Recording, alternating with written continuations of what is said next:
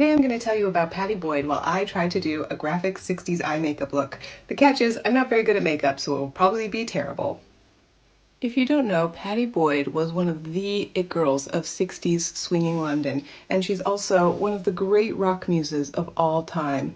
Something, Layla, and Wonderful Tonight were all written about Pattie Boyd.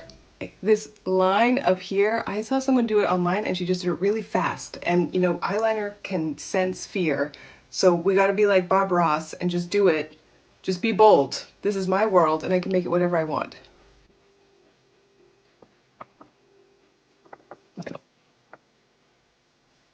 I'm gonna clean it up. It could be worse. I have another idea for this line to do like a wet brush through eyeshadow. Let's see how that goes. After she married George Harrison, he didn't really want her to work much anymore. So she still did gigs here and there, but was not working as much as she had been before she got married. But I really love her late 60s era where she really embraces like the hippie flower child thing. She has some of the coolest looks I've ever seen. What do we think? I think brush is better. One of my favorite Pattie looks is in the late 60s. She was busted for marijuana possession. And she thought that the officers had planted marijuana in her house. She had marijuana in her house, but the stash they found was not the stash that she knew about. And in defiance of this police action, she showed up at the court looking as cool as a person has ever looked. I might have to go do this in the bathroom. This is the part I'm most scared about, the little drawn on bottom lashes, because I don't know how to do it without it looking insane. Anyone who knows their rock gossip history knows what happened next with Pattie. In my more formal videos, I double check all my facts to make sure everything is correct, but we're just putting on makeup and Gavin, so I'm just going to summarize broadly what happened. After the Beatles broke up, Pattie and George moved into this huge house and stuff started to get weird. George was grappling with fame and the meaning of life. He had this huge house and he was inviting all these rando people over. He had like Hare Krishnas living there. And Pattie didn't like her house always being full of people.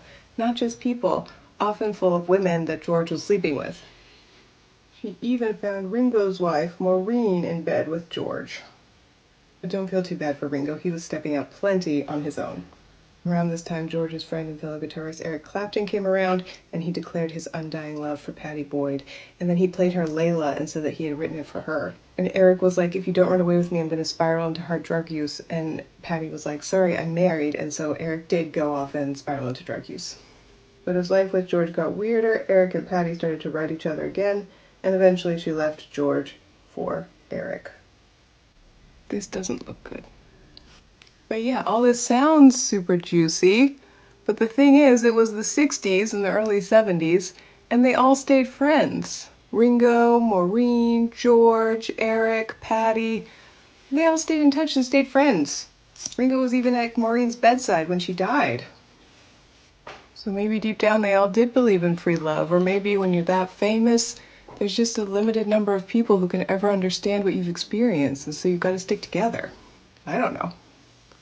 And if you don't look too closely, this looks okay. I feel like I was not as bold as I should have been with the bold graphic elements, and this is a coward's version of the 60s graphic eye makeup.